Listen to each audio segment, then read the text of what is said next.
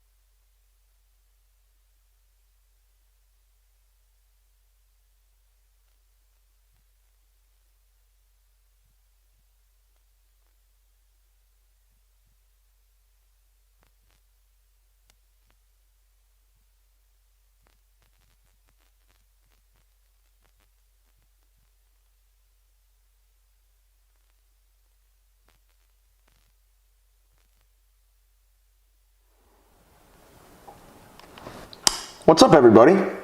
Different setup. We're here in the northeast corner of North Carolina.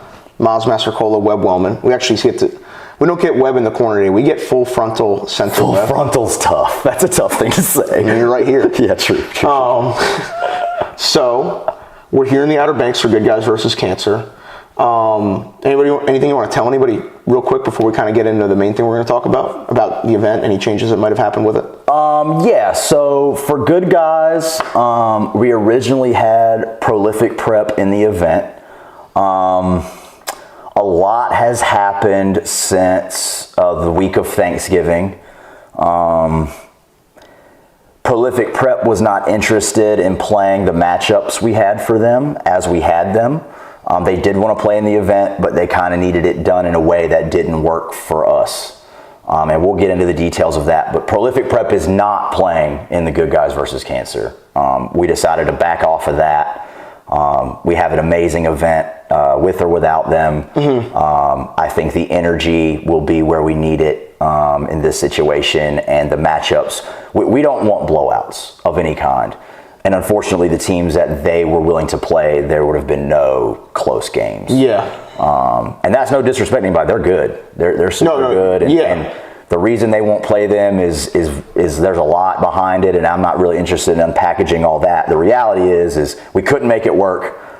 Chad is, a man of integrity, and we're going to do things a certain way. So no Prolific, but we do get Word of God versus Combine on Friday night, which is a monster. I mean, it's kind of in a weird way, a run it back of the Moravian Word of God game last year. It's going to have Game of the Year vibes at First Flight High School. Yep. So, kind of how we got here, and obviously we want to make sure that everything is objective as can possibly be. So, at what point did you kind of get wind of, hey, this schedule isn't going to work? So, someone from Combine called me. One of the higher ups at Combine called me. As they were getting ready for the Hoops Giving matchups, where Combine was originally scheduled to play Southern Cal, I believe. And the week before that, Link had dropped out. Combine was supposed to play Link in Kentucky on Saturday. They backed out of that game for the same fifth-year reason. Southern Cal backed out of their game for the same fifth-year reason. And they ended up playing a fifth-year team. So even that, didn't even get that far into it, but basically they tried to schedule Prolific versus Combine at Hoops Giving. And this was earlier on in the month of November. This was a few weeks ago. Yeah, end of 2 weeks ago, beginning of last week. So Combine called me hey, they told Hoops Giving that we wouldn't play them, or they wouldn't play us, whatever. Which we had them scheduled to play this upcoming Friday. So got on the phone, and there was miscommunication.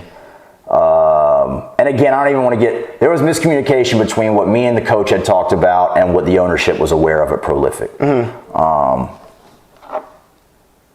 they had informed, either way, it's the long and the short of it is the first I'd heard about it was about a week and a half ago, that they would not play that team.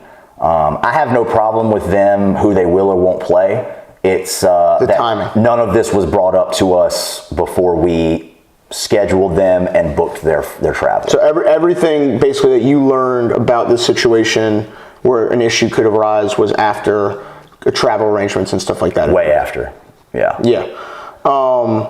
They did, for good guys specifically, they did send an email about fifth years just about a month after we had sent them the money for their travel. And that was the first time the fifth year thing had ever been mentioned to me in any way. I thought that it was a non-issue because me and the coach had discussed specifically combine.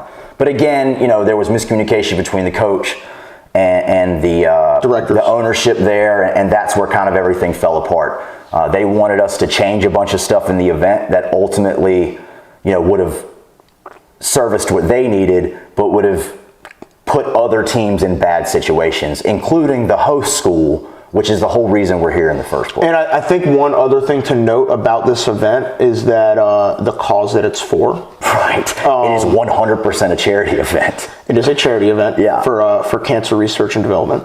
And I just want to say, the decision that was made to not have them, we lose the money we spent on them. Mm-hmm. That was Chad and me, Chad ultimately making the decision, but it's Chad's a man of integrity, and it's called Good Guys for a reason. This event is for his dad who passed away from cancer.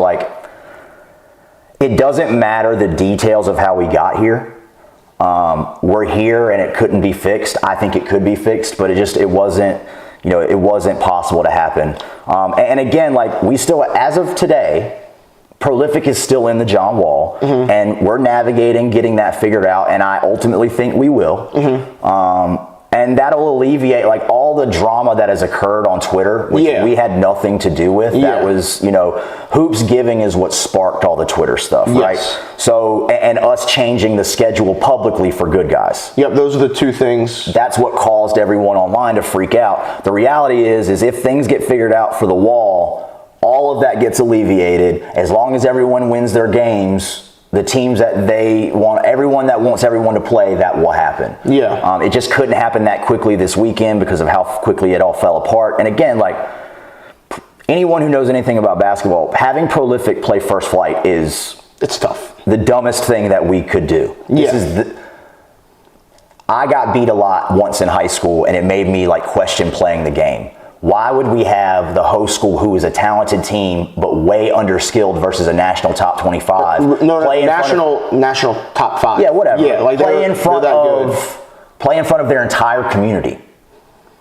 It just doesn't. It didn't make any sense. So that ultimately, Prolific was said, if you guys want to keep the original schedule, which would have been them playing Combine Friday and Stab Saturday, they agreed to play Stab, who does have 1 fifth year. Mm-hmm. The combine thing didn't make any sense for them. They asked if we wanted to do an exhibition. No. Can tell them their fifth years can't play? No, I'm not doing that. And these aren't post grads. No. These are kids that reclass either because of COVID or transfer or whatever. And for what it's worth, for anyone that may not be familiar, is just hey, what are these two knuckleheads talking about on the show today? The fifth year debate is becoming a thing. Largely due to the fact that the Skill Factory, who has 2 fifth-year players, a guy that you've seen with our circuit stuff in Texas, Caden Cooper, yep. Team Trae Young, high flyer, and Wesley Tubbs, who obviously very well from him, coming up in this state. Those yep. are the 2 fifth-year players. TSF beat La Lumiere on the road, I believe, and that is, I think, what triggered a lot of this discussion. Is a lot of these schools that are trying to compete for Geico bids are saying we don't want our resume tainted by playing a team with fifth-year players, aka an unfair advantage. Yeah. In 1 second, I'm gonna let you go. Yeah. For what it is worth, the schools combine, word of God, who have fifth-year players on the roster, those kids have not graduated high school, and under North Carolina the Independent Association, which is an NFHS governed body. Correct. They are allowed to reclass and play fifth years if that kid has not graduated. Yep. So the rules now, like I've just said, Word of God and Combine aren't a part of that organization, but by no means are they breaking any of those organizations' rules with the nature of how they've constructed their roster. And then the other thing to note with that is too, this isn't a rule. This is schools making a choice. Tony's in the chat. Yes. and you know, if we want to argue about the validity of that choice or not, that's a different thing. And I don't think anyone has an issue with that choice as long as the proper time is made and the arrangements are made and the rug isn't pulled out from anybody. And that's kind of where I think the disconnect is amongst event operators and program directors. If you can. Yeah. So first of all, I do not think this has anything to do with Geico.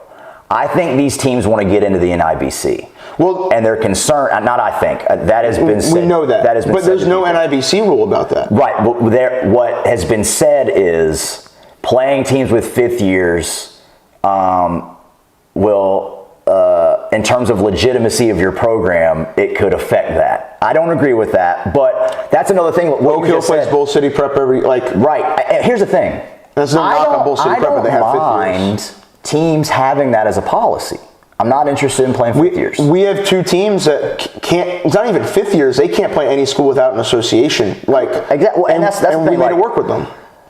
And this is not for good guys because it's not bracket play, but for the wall, Prolific not playing fifth years, they can't be sanctioned either. Mm-hmm. So I can't put them in a bracket with most out-of-state public school teams. Yeah, specifically California and New Jersey. Shout out to Jared McCain and Corona Centennial, right? And Dylan Harper and Don Bosco Prep. So if they had, and again, I'll be honest, and this is where I could be wrong. I think the fifth year thing didn't happen for anybody until that La Loom game, which was when the season already started.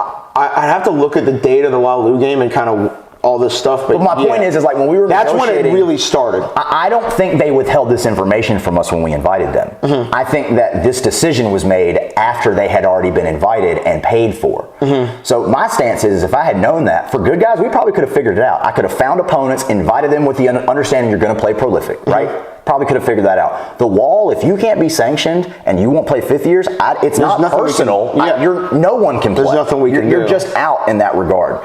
And again, ultimately, to their credit, I could be wrong and a lot could go wrong from here, but I do believe they will be at the wall. Mm-hmm. And I do believe they will play in the bracket. They're either in the wall, in the bracket. If they're in the John Wall, they'll be in the bracket that they were slated to be in. Correct. And Word of God and Combine will not play each other again unless it's in the championship. Yeah. So I'll let you figure out what that means, right? Yeah. I do also want to say that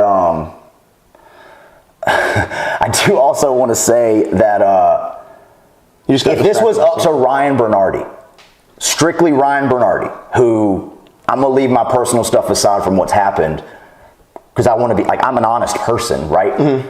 If this was Ryan Bernardi's call, I don't think we'd have any problems with who they're playing. Mm-hmm. I think he would show up and play whomever, whenever. Yeah. I believe that he is in over his head when it comes to this decision. Mm-hmm. And again, it's I don't have a problem with the decision to not play fifth years. You committed to us, you got us to pay you to play, and then you wanted to change how you do it after the fact. So I commend Chad Williams for standing strong. All the other events that Prolific has done this to, they figured it out, and they've put them against teams that it just didn't make any sense. Mm-hmm. What I know for sure is the kids on that team want to play everybody. Yep. It has nothing to do with the kids. This is an adult matter, and too close for good guys to get it figured out. We tried everything, to be clear, and I do believe that it ultimately gets worked out for the John Wall. Yeah. And again, I think if they play on Combine side of the bracket and the winner of that game goes on to potentially face Word of God, let's say Prolific wins the championship and wins those two games. That's a statement. Word of God, I think, they're up and down with the way they play consistently. If you have that full team on back-to-back nights, that's impressive no matter who it is, when it is. Those are two top 15 teams. And again, because of all this that's happened, our fans are certainly going to be pulling for Combine and Word of God. So you will be in an away team environment in front of 3,500, 4,000 people, whatever it is. I will be impressed if they show up, there's no other issues, they play the games, win or lose, and they handle themselves as professionals, which I do believe they will do. Yeah. I am happy they're not coming to this event strictly because the energy was off. Yep. And that's not just with them. It would have called, Chad put it a great way to me. We have we have people that are committed to this event, which is like year in and year out. Yep. And we have participants in this event. You know, Prolific was going to be a participant. You know, the other teams that we have from the state. Like Word of God's been in this event even before we were involved. And we need all the best teams to want to come here. And if you keep moving the schedule and putting them in unfavorable situations, eventually they're going to be like, I'm good on that. Yeah. And every other team in this event has been awesome. We've had to change the schedule, rearrange, readjust. I was attached on the email Chad sent to the coaches, and he was extremely thankful. He called out every coach by name. Yeah. You know, Jeremy, Byron, Mike, all these coaches that were like, look, I appreciate y'all. Because I think one common thing amongst Mike, Jeremy, Byron, and all three of those guys, I think, represent what their programs very, very well. Totally. They care a lot, and they're very involved, and they want to make sure the situation is right for them. But I think all three of them understand, especially, and Mike hasn't played in this event yet. I'm sure he will have a different level of appreciation for it after he does. Well, it took some convincing, if I'm being honest. Yeah. Like, to convince Combine and Word of God to come all the way here to play that game, you know, I had to make sure that, to be clear, Word of God does not care. No, Word of God has no problems about nothing. Like, they're ready for whatever. Yeah. But I mean, for Combine, you know, originally Combine was going to play 2 games here. Then they got offered a good deal to go to Marshall County on Saturday and play Link. Yep. So we adjusted it to give them, they were going to play Prolific on Friday, get on a plane in the morning, go to Kentucky and play Link the next day. Now they're going to play Word of God here, travel to Kentucky, and most likely play a regular... probably a competitive Kentucky public school. Most likely, right? That's a lot of travel. Like, they've never done that before. And, like, I don't care who you are, college team, pro team, whatever. That's like, a lot. Teams don't do 2 games in 24 hours in separate states. Like, that is... Unique. It's tough. Very tough. And we commend them for... But again, like, to convince them to come here to play a team that they essentially could have played anywhere at any point in time, you know, my selling point was like, that game is good no matter where it is. However, it has to be at the Wall or at this event if you're going to get more eyeballs than you normally would playing in the small And it gym. also, like, kind of like that Moravian Word of God game last year, it brought a very, very unique kind of basketball that this area doesn't typically get to see outside of this event, and they're going to see the 2 best teams in the state go at it. I think that's exactly what, you know, if there's any silver lining in all this, which there's actually a lot of, that's probably the brightest, because that's a game that people have wanted. We never really had it officially on the schedule. It might happen at the John Wall. It could happen at Hoop State Championship. Right. Now we know we at least have it once. Yeah, and so that did adjust, like, and we'll get, not today, but when we talk about the Wall, we'll get into all that, but like, it did adjust.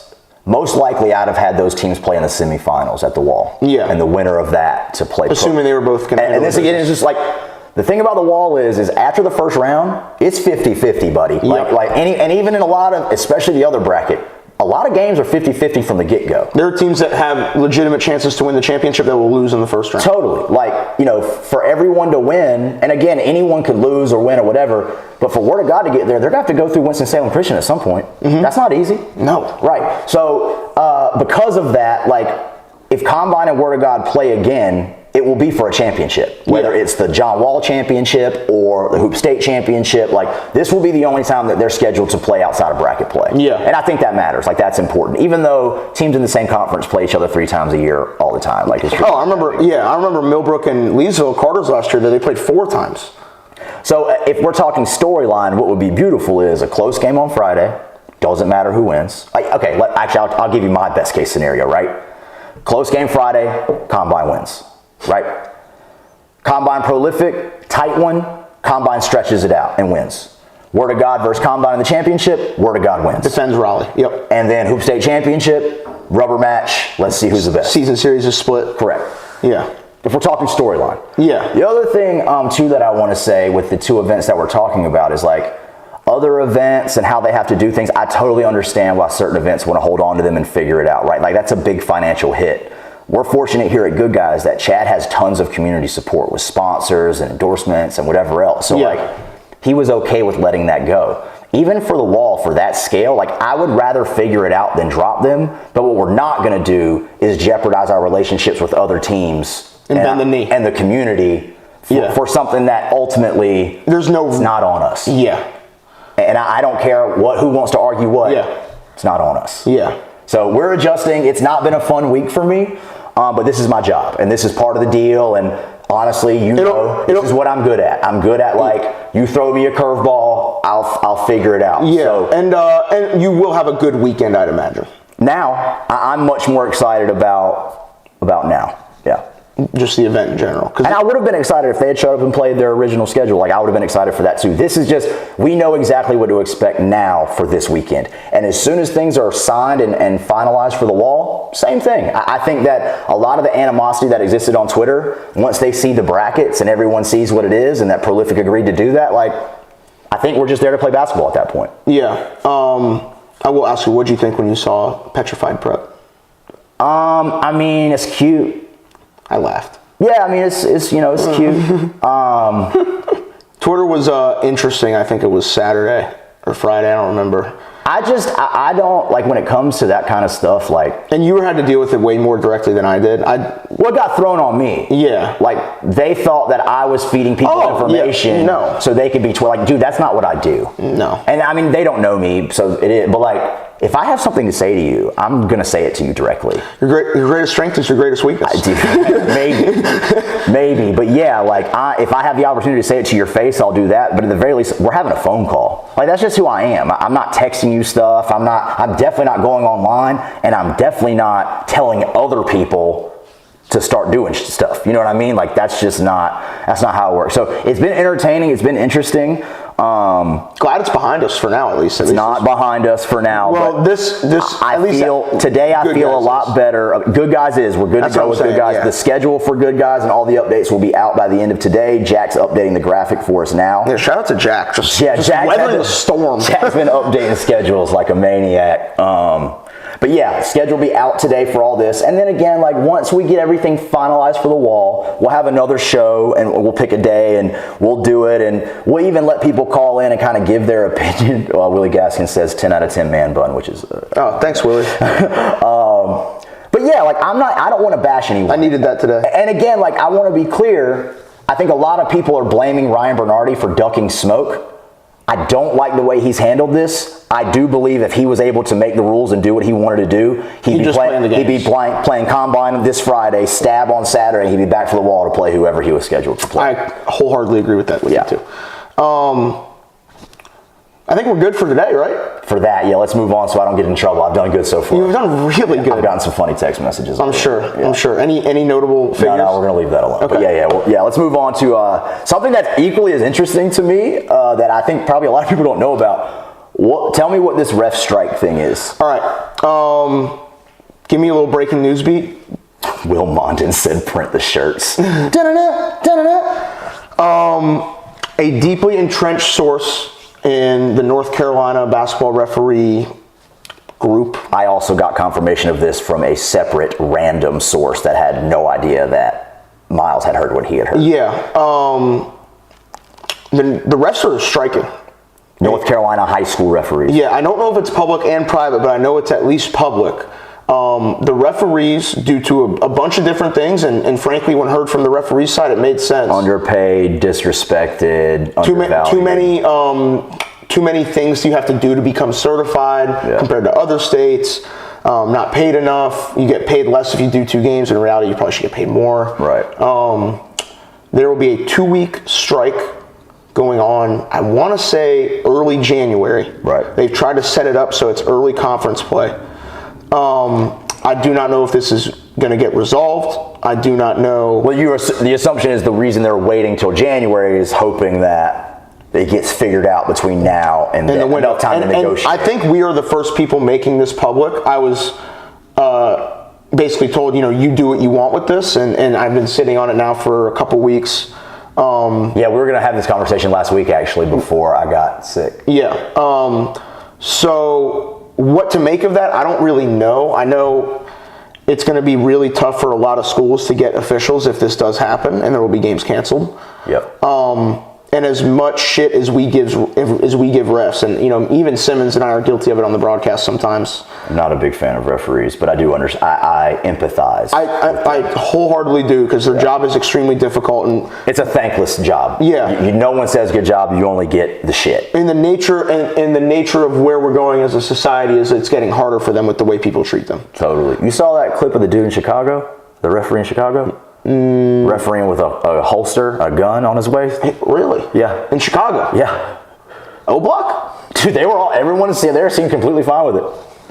That's tough. I call refs sports police, so. I promise that won't be the case. There will be no armed referees at our events. No. That's crazy. Just armed security. That's crazy. Yeah, the referee strike, I don't blame them. When the pay and all that structure was laid out to me, I'm like, yeah, y'all should do. So here's my only chink in the armor with that, is that's going to mean that every single referee in the state is willing to hold strong. I don't know many referees that do this for the money, right? Like most. The one I talk to certainly doesn't. Most referees do it because they love to be associated with the game, right? So even some of the refs that I had heard this from, they were like, if someone hires me to work, I'm working. It's just going to be a different rate. The ref strike could work, but it's going to take 100% cooperation from everybody within that referee organization to say, we are not doing anything for these 2 weeks. Because again, for an event, let's say MLK rolls around and the referees are out, right? Well, I mean, it's going to cost a little bit more money, but we'll just go hire college refs. Yeah. No problem. And a lot of those high school refs are college refs. You just have to pay them the college rate. Correct. And for the wall, we tried to do this. We tried to have college referees last year because John wanted it. John wants college referees at his event. To say we had pushback is an understatement. The NCHSA was basically like, if you don't have our referees, our teams can't play. Oh, well, I mean, okay, well, I guess we got to hire referees. If they don't have referees to hire, I don't know how they could continue to have I think that the strike will be going into effect after the John MLK. Wall. After the John Wall, for sure. Everything I've heard is January. Yeah. And it would make sense that you get through the semester and then it's you hold strong until you get something done. It's at the heart of the schedule, conference play, whatever. But for us, the only event in that would suck in general. I get it and I empathize with it. I just don't know if they're going to have the strength to be able to pull that off. Which is a valid. For us personally, MLK is the only major thing we have until the Hoop State Championship. The main thing that this would affect, they have to have the state tournament. Financially speaking, and the other thing is and this is an issue we might run into, and this honestly just popped into my head. It gets to a point where maybe there's other events going on in the state in January on Saturdays, right? And hey, we had 3 games canceled. We got to find a way to make this up. We can't come anymore. We have to play our conference games. Totally. And if as an event director you'd be like, I don't really know what to say. It's tough. It's one of those weird situations. Well, I mean, you don't. And that's outside of anybody's control. Yeah. So it's as an event person, you're right.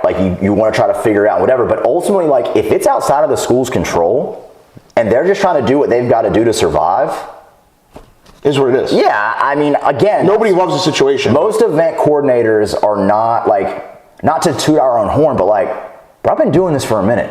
I'm 15 years plus into this shit. And I've done it nationally for a long time, and now we're local. But it's when teams start giving me excuses or whatever, I know how to navigate it because I've been around. Yeah. And I don't ever want anybody to be put out because of us. Yeah. Our job in this state is to provide opportunities and situations for teams to better themselves that they wouldn't otherwise have. And if I'm holding people hostage to what we that doesn't work. Yeah. And I mean, Rick and Phenom handle it the same way. They try to figure it out however they can, but ultimately, we cater to the coaches and the teams and the players. Yeah. Period. And it goes back to what Chad said. We have participants and we have people that are committed to us. I want to take care of everybody, but committed first. Yep. And so the referee, that'll be an interesting storyline to follow. And we'll monitor on the show as we hear more. I would love to, if anybody is hearing this from the referee side, I would love to get a spokesperson, someone who's representing the situation. I'd love to have them call in one day and let's talk about it. Yeah. Because again, and this is something that's been planned for months now. This certainly did happen over the summer. Yeah. Totally. And I've heard it. You told me this completely separate of who I heard it from, and I've heard it from 2 people, one of which is a solid. My guy's a super solid source. Hopefully they get it figured out. And as much shit as we give the refs, we need to take care of the refs. Well, and also like knowing how much money that is sitting in the NCAA. That is one of the big things he brought It's up. like, I mean, it's a tough argument to make. Don't they have like a 48 million? It's a lot. It's a lot of M's. And they have to, here's what the refs know and what I know and what you know. They have to have that state playoff. Oh, yeah. There's no... It's like the NCAA with March Madness. So we're going to figure it out. Gotta have it. You gotta have it. That, honestly, when they canceled the NCAA tournament because of COVID, that is the moment that I was like, oh shit, this COVID thing is real. It's beyond us. Like, there's no way they cancel that unless there is no choice and we're in a bad place. The other thing that is kind of unrelated to the NC refs thing, they said NIL got pushed ahead because of COVID. That basically, like, because of the revenue loss of that, now NIL creates an entire new revenue stream, mainly because you just keep better players longer. That's what the referee should do. The referee should get an NIL deal and just start wearing sponsors on their back.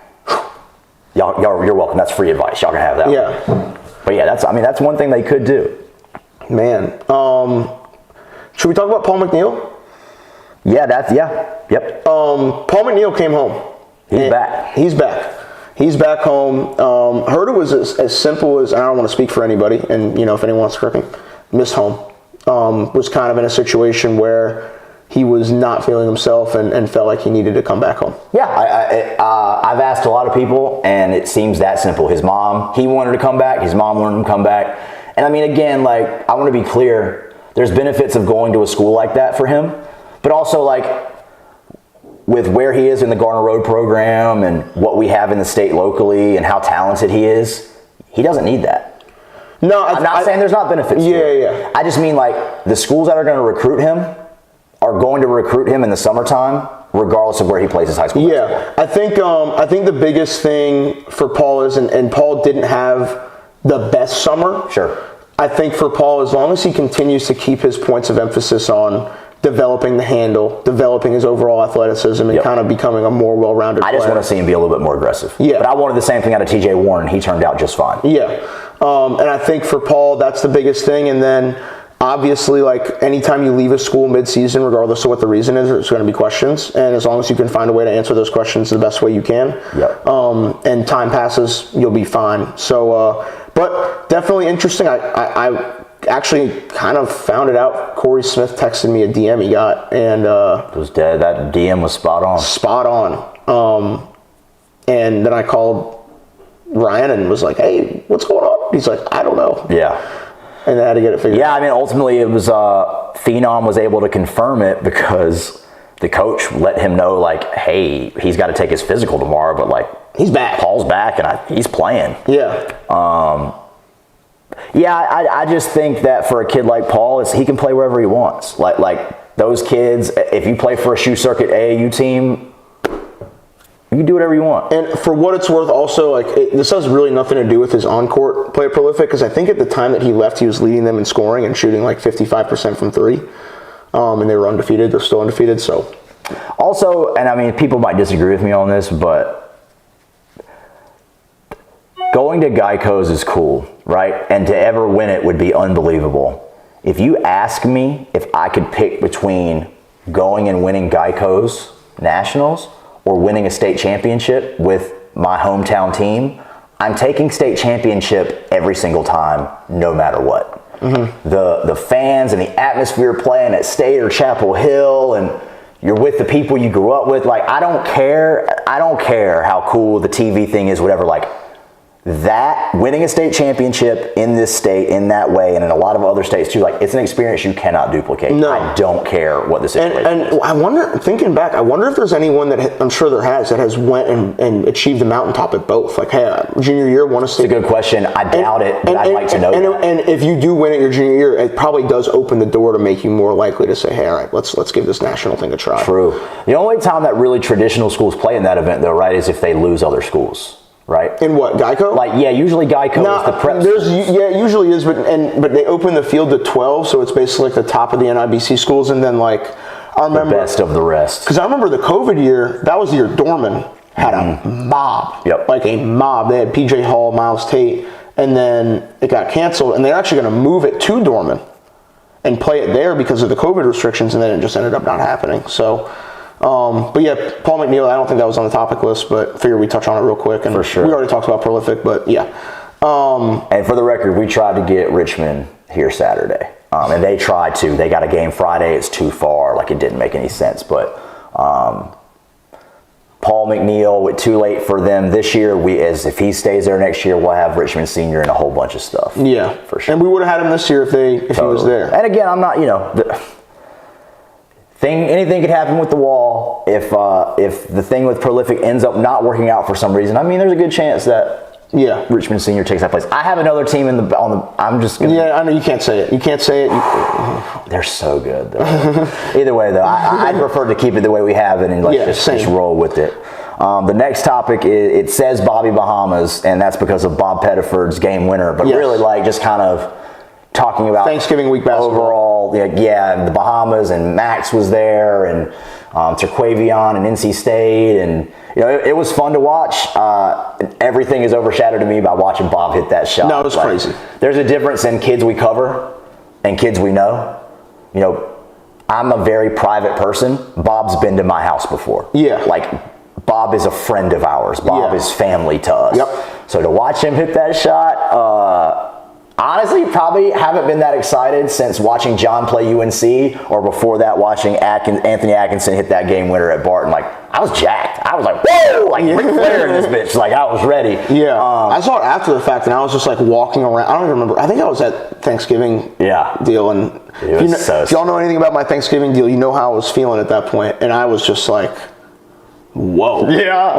Bob. Yeah. Bob did it. Awesome. And it's good to see, and we talked about it before, if Bob stays healthy, Bob's helping that team win a lot of games. And that's been the biggest thing, is if Bob can stay healthy. All the kids, man, all the kids that we cover that are so good, it's just stay healthy, take care of your body, go to sleep. Yeah. Go to sleep. Drink water. Get sleep, yeah. I mean, dude, when I lived with John, that was the number one thing I tried, because I don't sleep either. So it's hard to tell someone to sleep when he's like, you don't sleep either. But it's sleep.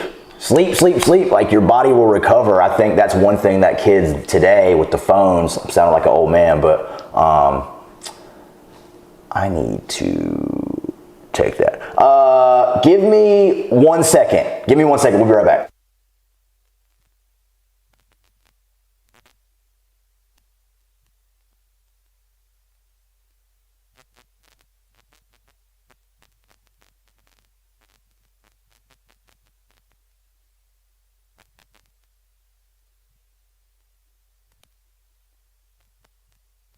All right, so welcome to my life for the past week. It's was that William? Yes. Yeah. It's all good. Nothing time sensitive. I just needed to make sure. Yeah. I said we're live. He said, oh. Yeah, all good. But yeah, you probably watched more for the Bahamas than I did, especially with State. Yeah, I had to on Thanksgiving. One thing I want to say. Corey, don't say I never did anything for you with you and your two little kids. Max said they had Max stationed at a table spot on the sideline, and I guess he was next to some NBA person. I don't know if it was an NBA exec or they worked for a team. Or they worked for a team or an agent. I don't know what it was. But the players, because Max knew so many guys, players kept coming up to Max pregame and dapping him up and saying what's up. And at one point, this NBA dude looks at Max and he's like, who are you? I had that happen to me with Bruce Pearl. Yeah, who are you? Why do these kids keep coming up to you? I remember that happened to me. He was recruiting Aiden Holloway, and I hadn't seen Aiden in a minute. So I'm just catching up with him. We talked for 20 minutes or whatever. And Bruce is like, so what's your deal, man? Yeah, what's your deal? Who are you? Yeah. Why does everyone know you? I'm like, well, coach, here's the deal. Scouting service, you should subscribe. Yeah, that is what you said. Go ahead with Max. No, just that. That's dope that he's reaching that point where it's high up adult people in the space and NBA people, that's the way it works. They want to know who you are if the players know who you are. Yep. It's the same reason that Alex Klein calls all of us to ask about players. They want anyone who knows things, they want to utilize the knowledge for leverage. So it doesn't really matter. It was just cool to have someone be like, hey kid, Who are you? Yeah, what's your deal, bro? Because again, like Max is in the know. Max knows everyone. It would be advantageous to like have Max on your side. And Max isn't an evaluator. But like T's walking up to him, dad bombs. Jonas. Like, yeah, like all Julian these Phillips. dudes. It was cool. That's really cool. Yeah. Shout out to Max. I hope he got a good tan, but I doubt it. No, he had shirt and sweatpants on the whole time. So, Thanksgiving week basketball. Let's do a little Tobacco Road State of the Union. NC State.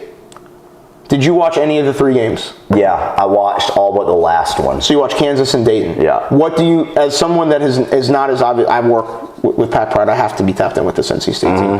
What do you think? Because T didn't even play that great. I think they're one big man away from being really good. And just remember that I did that, just in case any news comes in the next month or so. I think they're one dude away from like being a real problem. And if they have a big man that can... And the 2 bigs have played well. Not about that. Yeah, not about that. I just think from a depth perspective, as well as like a tall guy who can move a little bit and can spread the ball around, anything they can do to make T's job easier as a scorer, I think they will find more success. Yeah. Because even you can see it now. Teams are scouting and figuring T out a little bit. T's going to adjust to that and be able to hit him right back. But in the Bahamas, you started to see a little bit like teams are figuring out. Well, he had 8 turnovers in that one game. Like, but that's what I mean. Like they're getting ahead of him a little bit. Yeah. And I think for T2, like he got so much better as the year went along last year. And now, like, Darion Seabraun was really, really, really good. Yep. And I talk about this a lot. I talked about this with you with one of the really high-profile teams in this state. When your main initiator of offense can't shoot, it is really tough to create spacing. Totally. Having Joyner next to T that can make shots is really, really, really helpful to T. And it's a lot like when T was playing with Justin at Farmville, where he can take 2 to 3 possessions off and let Joyner cook. Bingo. And they have 2 post players that they can throw the ball down to. Morcell's shooting the cover off of it. I think he's 52% from 3. And don't get it wrong, like T doesn't need that all game. Once you get him going, he'll reach takeover mode. It's a microwave. You got to get him there and then understand he's there and let's screen, feed him, boom, boom, in, out, boom. Like, oh, T has 30. Okay. And he's passing the ball way back. He had that one game with a lot of turnovers, but yeah. So my thought on State was they're one guy away, one big away. From being like real deal. Yeah, like, from being a contender in the ACC. They were preseason picked 10th in the ACC. I think it's very clear that they're going to finish better than 10th, whether they had someone or not. And State's had really bad luck in the past. With injuries and stuff. And players not showing up. Yeah. If they are able to get this kid for the second semester, I mean, as a State fan, you have to be like, well, we deserve him. You know what I mean? Like, we've been through a lot. No Dillingham, no Josh Hall. No LeCue. No LeCue. It's like, we deserve this guy. And we know because we've seen him. I don't even know if State fans will understand what they're getting when it's announced. Once they look into it, they'll be like, yeah, but like no one's going to know that dude's name. And when they see who he is, they're like, oh my God. You're giving out too much. I'm not. Like, no. If I didn't know who this dude was, I would never have guessed this person. Yeah. Right? Like, and there's plenty of time for something to happen. But I don't think he might show up, which would be awesome. So if I'm right, you'll know this by Jan 1. And if I'm wrong, you won't know any better. And I'm just chatting. Just rambling. I'm just chatting over here. Good guys. I just got the graphic back, so we'll publish this as well. But let me just read through it. Yeah, we'll go back because there's more to talk about with college basketball too. Well, let's hit it. I can do this once we get done with that. Okay. Yeah, you educate me. So Carolina, man, I do think they needed to lose. I think people are overreacting, which is natural. It is November. Are you talking to Rod? No, Rod. I'm just kidding. I don't think Rod's overreacting. I know. I'm throwing shade. I'm just joking. I know. I don't think Rod. Anytime Rod mentions Carolina in any other way but like a super positive one, people on Twitter. Oh my God. It's like, dude, what are we doing? So Carolina, I mentioned I went to the Charleston game. They were down at half. They had some struggles. They beat Portland by 8. They lose to Iowa State. Last night, in what was an electric game, I watched the first half and the fourth overtime. Alabama plays UNC, wins by 2 in quadruple overtime. How many shots do you think Caleb Love took? He scored 34 points. Wasn't it there 2 guards that shot like 30-something times? Or was it? I saw some stat, but I don't remember what it was. Caleb Love finished 13 for 36. He shot 40 times? 36 times, yeah. That's 40. 58 minutes.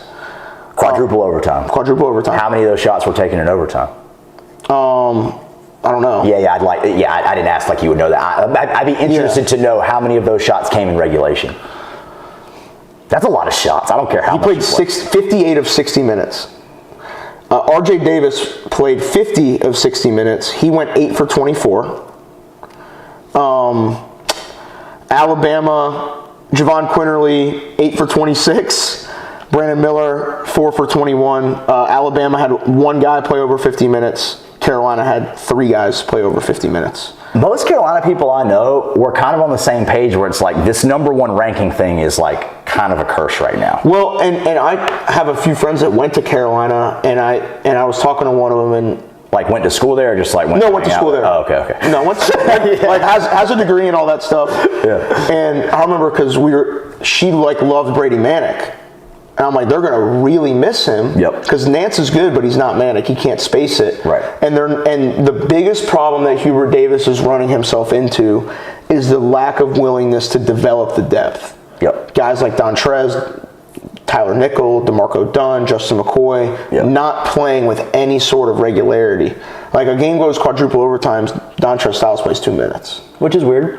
Very weird. But you're going to lose him. If that continues to happen, yeah, for sure. And Hubert knows that, I'm sure. Yeah. So that's the Carolina way, though, right? Like that's what they'll argue. We never only the special of the special as freshmen get whatever or sophomore. Love and Davis started. Yeah. Well, and that's my point. Is like you guys have had spurts where you're playing very bad. Put him in. And the other thing is too, see what goes. They lost 2 close games. Those guys are tired. Yeah. And we've talked about this with Word of God with Freddie. Like, you got to find a way to get him out of the game here and there. And Dontrez might not come in and give you crazy statistical. But he can hold it down. He's for not 10 going to mess anything up. He can hold it down for 10 minutes. He's super smart. He's super consistent. He's safe with the ball. He's versatile. He can guard. If you let him get loose, he will. But that's not as of right now. If you were to play Dontrez, he's going to do whatever you ask him to do. Play super hard and not turn the ball over. Yeah. And sometimes the way Carolina has spurts, they need that. Yeah. But I also do agree, I told my dad who went to Carolina, they need to lose. Yeah. And this is a blessing. Get rid of that. I wouldn't want to go into ACC play with any sort of number 1 ranking, undefeated, whatever. They're definitely a top 10 team, possibly a top 5 team. But at this point, I think they're a top 10 team. I think they're probably a top 15. But yeah. If you're at this point, all teams are just playing to try to get a number 1 seed. So you're going to learn more from losing right now than winning. I'm not saying you should aim to lose, but I guarantee you that they're coming back from their event with that loss with a much better understanding of what it's going to take. Yeah. That's my dad. My dad was in the same boat. He's like, we're good, but this isn't fair to the kids. We're not that good. Yeah. And then Duke also lost twice. And, somebody said they're getting Victor. Oh my God. They're not. They're not. Yeah. That's funny though that they said that. So there's some similarity. NC State, Carolina, Duke was. I'm going to look at the Duke fairly scores. Unimpressive. I think they're running into the issue that is not that surprising to people that understand. When you have, it's hard enough for freshmen to adjust when you have big games early, especially when they're coming off injury and don't get a training camp. Totally. So Duke really struggled with Oregon State. They beat Xavier. Or actually, no, they only lost 1 game. I'm tripping. Excuse me. They got their ass beat by Purdue. Zach Edey, they boiled them up. Boilermaker. Boiled them up. Zach Edey, 7'5", monster, 21-12. Duke's 2, key freshmen. Derek Lively, 22 minutes, 0 points, 5 rebounds, fouls out. Dariq Whitehead coming off the bench, coming off an injury. 16 minutes, 2 for 7 from the field, 6 points, 1 rebound. Did you see Paulo on that podcast recently say that when he lived at Duke, he felt like a zoo animal? Yeah. I've never heard anyone, no athlete, ever talk about campus life. ever at Duke, ever. Yeah. It was interesting to hear him say, like, people would just show up to his door and knock on it. And that was one of those things to where if you heard the full thing, he was very totally. high on his Duke experiences. But you also, that campus is so small for the players that are such big, like, people, commodities. I'm going to look up their enrollment because I don't even think it's twice the size of the high school I went to. Yeah, I wouldn't think so either. I mean, it's a very small private school, but that's wild that, like, they found out where you live, and now just all day, every day, you just got dudes showing up, knocking on your door. He said he had families that would pull up, knock on his door, and be like, "Can we take a picture?" It's like, what am I supposed to do? No, so Duke is probably like 2.5 times the size of the high school. How many total? 6,800. That's nothing.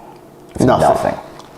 And probably less than half are living in dorms. So you have to think like. And to be clear, their dorms are not what you would consider a typical dorm. Like, they're nice. Yeah. They're nice. Maybe sweet is the proper term. Yeah, maybe that's it. And they've earned it. I mean, if you get into Duke, you totally. And you're willing to pay that price. Totally. And obviously Paulo didn't have to. But that was interesting. That was very interesting. Also, Paulo, I said it before the season last year, he's going to be the best one and done to ever play at Duke. That's bold. He's got to beat out Tatum, because I think Tatum's the best one to ever play at Duke, including Kyrie. I was getting ready to say, it's definitely not Kyrie. I still don't say he played enough games at Duke to count. He counts, but Tatum's better than him. So, regardless, interesting college basketball week. Wake Forest had a couple of bad games. I think they lost Loyola Marymount. So, I don't know. But at the end of the day, like, good week for NC State. They won in football, too. Tough. That was hilarious. Carolina did what State usually does. Yes. Yeah, I was waiting for that exact same thing to happen, but to NC State. Yeah. So just interesting week basketball-wise. What else we got? Good guys. So we'll again, we're doing this every day this week. We'll be live from here every day this week. There'll be some characters joining us. Yeah, and our guys will be pulling up throughout the week. I want to say Max will be here Wednesday, Thursday, whatever. We've got content. Isn't Chad trying to come on at some point? Chad will be on for sure tomorrow or the next day. We'll announce this online once we get off here, but I'll go ahead and say, so for Thursday here at Good Guys at First Flight High School, starting Thursday, there's a girls game between First Flight and Hatteras at 4:30, a local game between Manio High School and Hatteras High School at 6. Currituck plays Riverside Martin at 7:30. And then the not-so-local home team, Moravian Prep, will play I'm really bad at this word. Peninsula. Thank you. Peninsula. I want to say Pensacola every time. Peninsula Catholic. There's some other words that you could say that are worse. Yeah, true. At 9 p.m. So that's Thursday. Friday at 4:30, we start pretty big. Burlington School versus Moravian. 6 o'clock, Word of God versus Combine, and what will arguably be definitely the game of the week, potentially watching that for game of the year. Definitely the game of the year up to this point. 7:30, Greenfield versus St. Anne Belfield out of Virginia. And for those that don't know about St. Anne Belfield, they're good. And like the Vanderbilt commit. Yep, Carter Lang, team loaded Virginia kid. The reason that they are playing at 7:30 and Combine, Word of God are playing at 6 is because 7:30 is the earliest Stab could play. With travel. And Combine, Word of God Combine, because they're traveling the next day, prefer to play 6 p.m. versus 9 p.m. Yeah. And then at 9 p.m. we'll have Peninsula Catholic out of Virginia play First Flight. Yep. Saturday, we start early in the morning, 8 a.m., Manio versus Riverside. I don't know if I'm going to make that game, but I will say this. I'm making the 9:30 game because apparently Washington has they got Baby T 2.0. So Chase Smith at 9:30, aka Hollywood. Camden will be playing Washington High School. Yep. 11 Hartford County versus Maury High School out of Virginia. 12:30 South Central versus Lansdowne, Virginia. 2 o'clock Northeastern versus Wilson Prep. Shout out to Northeastern for coming in last minute. Yep. 3:30 p.m. Peninsula Catholic, boom, nailed it twice, versus Greenfield. 5 p.m. TBS versus Blue Ridge out of Virginia. 6:30 Moravian Prep versus Catholic out of Virginia. Shout out to Catholic for taking that game for us last minute. Big ups to them. 8 p.m. A sneaky good game with St. Anne Belfield playing Word of God. Yep. And then the event ends with something that has become a tradition with First Flight High School taking on Kinston High School. Was that the original schedule, or did Kinston kind of come in? No, Kinston. So that has changed when we were trying to do other things, but that game was one we've tried to hold throughout. Yeah. As far as Kinston is aware, I think, and I could be wrong about this, but I don't think they'd ever change for them. Yeah. The original plan was to try to keep Saturday whole and just change up what we needed to Friday to adjust everything. So now that we're back to this is pretty close to the original, a couple changes, but a game of the year possibility on Friday, a lot of crazy good matchups. As expected, it'll be a hell of a day of basketball here first. It's going to be good to have our guy Isaac back. Totally. So so that's part of what I'm excited about. Like, I'm excited to see Isaac come back and be the man, and he's going to have competitive games. I'm ready to see First Flight win. Like I know that they won last year for the first time in this event. Like, I would love to see them go 2-0. Who did they beat last year? Henderson Collegiate. Gotcha. Yeah. I would love to see them get some wins here. And thank you to Willie Gaskins. Carter Lang is the kid going to Vanderbilt. Yeah, he is good. They got some other players that are really good as well. A couple guards that can really. I'm honestly excited to see Kobe Edwards again.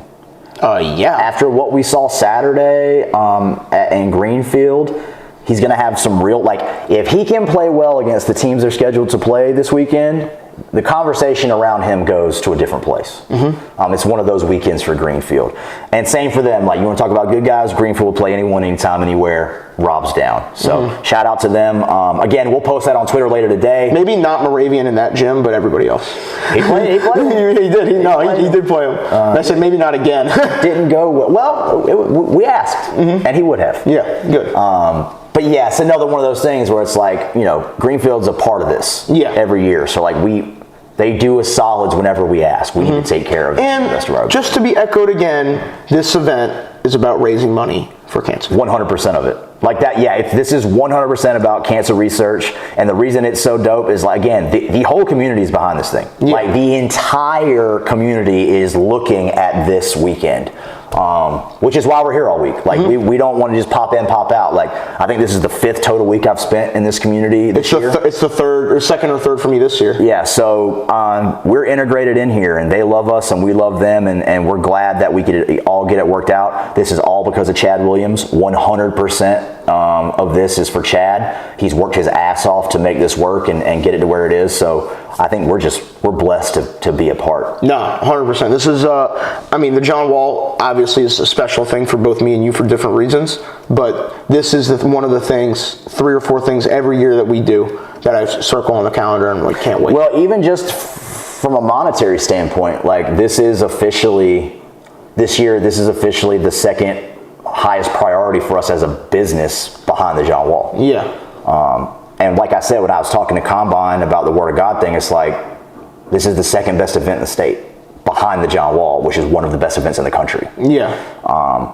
If we're able to build this and grow this, and then we can start bringing teams in from out of state that will participate the way we need them to, this thing, it has endless potential. Yeah. It's going to be a lot of fun to kind of turn it up this weekend. So that's it for what we had of topics. The other thing is just extra time. All I kind of have to say is you'll be seeing a lot of content coming from us this week. We'll be live every single day. As we get things finalized for the wall, we'll announce that here as well. I don't think that's going to take much longer. And again, if you want to call into the show over the next few days, hit me or Miles, and we'll figure it out. Yeah. We'll set up a time for you to call in, and we'll have some conversations. Is there anything else you want to talk about, or you want? Not really. We had a couple that we talked about a couple weeks ago that popped out for the first time. What's that? Emily Radikowski and Pete Davidson. They went to watch John Morant play. I said it's going to last forever. I saw that. His hair was very. I got a text from our guy Thomas. He said, if you change Caleb Love and RJ's jerseys to purple and gold, that's a normal night of field goal attempts for Word of God's guards. Yeah, he texted me while I've been sitting here and said, I don't strike him as a bingo guy. And I was like, I don't know what that means. And he's like, you've said bingo to Miles 3 times on this episode. Whoops. He's right. You do not strike me as a bingo guy. I didn't even realize I was doing it. But also, I think if anyone were to edit this show, this specific one, I'm doing this to you a lot. If you could just edit me, no, because there's things I know you want to say that you're just it's not the time and place. No, and again, I want to be very clear. There's not. If they sign what they're supposed to with the wall, I've let this. The good guys part of it. I'm off that. I don't care about that. Don't love how things were handled, but I'm also like, if they play, it's all good. Nothing that can't be figured out. I just, I hold people accountable because I hold myself accountable. If I've got to own my stuff, I'm going to make sure that whoever I'm dealing with has to also own theirs. And so I might not be fun to deal with, but I'm only not fun to deal with if you put me in that situation. Yeah. So it is what it is. I don't think I pissed anybody off today, which was the number one objective. I don't think so. If they did, they're sorry. Or sensitive for sure. But yeah, I think we were. Hey, good job, dog. We did it. We did it. Hell yeah. So we'll jump off of here. We'll be back on. What do you think? Tomorrow, 1 or 1:30? No, we'll go 1. 1 o'clock. I came in. I had to drive from Raleigh, so 1 o'clock tomorrow. We'll have some new topics. Maybe have some guests call in. Hopefully no drama between now and then. And we appreciate everybody for